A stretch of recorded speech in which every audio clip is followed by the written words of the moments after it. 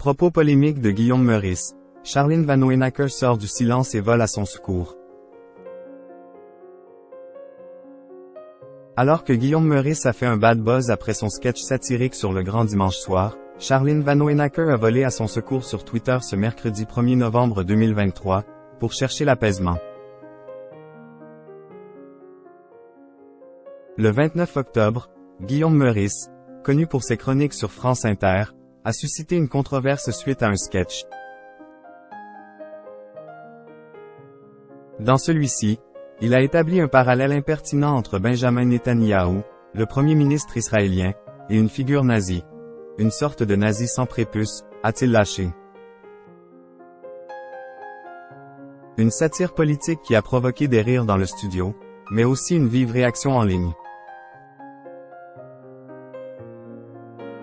Beaucoup d'utilisateurs des réseaux sociaux ont vécu cette comparaison comme déplacée, voire offensante, allant jusqu'à établir des liens entre Guillaume Meurice et l'humoriste controversé Dieudonné. Laura Attika avait ainsi réagi de vivement à l'entente de cette chronique. Mais la journaliste Charline Vanhoenacker a vogué à son secours sur X, ex-Twitter, publiant une longue lettre à l'adresse des auditeurs. Je vous écris au titre de productrice et animatrice du Grand Dimanche soir, émission au cours de laquelle l'accroche d'une chronique satirique a offusqué beaucoup d'entre vous. Si vous vous êtes senti blessé, j'en suis profondément navré. Je comprends que la réception du message puisse paraître violente, car lorsque la satire évoque une guerre, le reflet grossissant de la caricature est une catharsis. C'était l'intention précise de Guillaume Meurice dont l'accroche ciblait un seul et unique individu. Benjamin Netanyahou, d'ailleurs nommé dans la phrase « Commence-t-elle ?» Un appel à l'apaisement.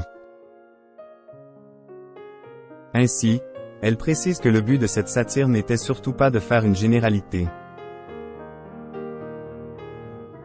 Toute interprétation élargie à la communauté juive en général est une affaire d'interprétation, et, dans le cas de l'extrême droite, une dangereuse instrumentalisation. L'antisémitisme est une abomination qui n'a pas sa place dans notre émission, je m'en porte garante, ajoute-t-elle.